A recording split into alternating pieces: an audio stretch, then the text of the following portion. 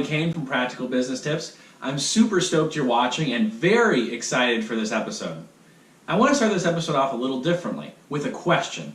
And I think this question is very important. It's a rhetorical question that you should ask yourselves, and it's a good indicator, the answer to this question, if you are a good financial steward. And the question is this: do you know how much you spent last month? Do you know how much you spent last month? And I'm not talking about, oh, I think I spent, somewhere between $2,000 and $2,500 last month. No, I'm talking about, do you know down to the dollar, to the nearest penny, how much you spent last month? Tracking your spending is super important if you want to be a good financial steward of your resources. Do you track your spending? This is a very important question to ask yourself. Now, everyone is tracking something. People track how many miles they run or bike, people track their weight, people track how many days it is till their vacation.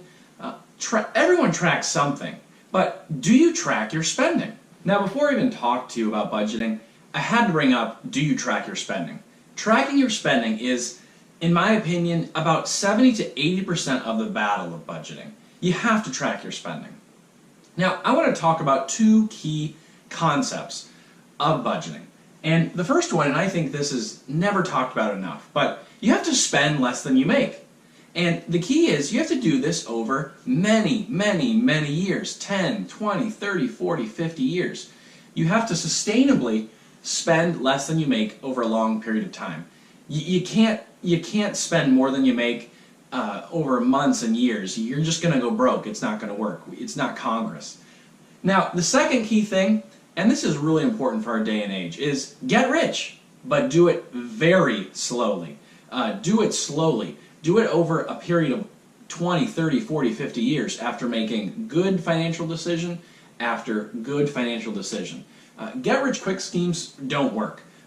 This leads to things like the lottery and gambling and investing in super speculative stocks. And this stuff over time really doesn't work. But what does work is spend less than you make and do that over 50 years. If you do that, you have a much higher probability of success of creating wealth and holding on to that. Now I want to pause here really quick to talk about a key aspect of financial stewardship. And this is it. It's not about how much you have, but it's about what you do with what you do have. Now, you could have $10 million and be totally irresponsible with it. You could have $10 and be irresponsible with it. It's not about how much you have. It's about what you do with it that makes the difference and that matters. Now, in life, there's probably about 1 billion things you can't control. However, there are probably about 1,000 things in your life that you can control. And if you focus on those 1,000 things, you can make a positive impact with your finances, but honestly, just about everything. If you focus on what you can control and what you have and how you use it, that can make a great impact. Now, I want to give you the why you should track your spending. And here are 3 key reasons of why you should track your spending. Number 1, tracking your spending helps you achieve your goals. Now, everyone's got goals, and many people have several financial goals, whether this be saving up for a down payment on a house, or putting your kids through college, or saving up for a bigger TV, or a car, or a vacation. Tracking your spending helps you achieve your goals. Number 2, tracking your spending helps you reduce overspending and impulse buying. I remember one time I went to a comic convention, and I was there and I just saw all this cool stuff, and I would, oh, here's some Harry Potter glasses, let me get that. Oh, here's some Harry Potter buttons. Here's a Harry Potter wand. I was just, if it was there of Harry Potter, I probably bought it. Now, it wasn't really until a month later when I looked at tracking my spending, I was like, whoa, those were a lot of impulse buys, and I became aware of it. And, in the future, helped to try to get better at that. Number 3, tracking your spending helps you know where your money is going. Everyone that has an income, you work hard for that. And you should know where it's going. For instance, how much you spend on groceries versus eating out. That can be a lot of money, and maybe if you don't track that, maybe you spend a lot more on eating out than you might think. So finally, we talked about why you should track your spending. Now, let's get in the application maybe how you should track your spending.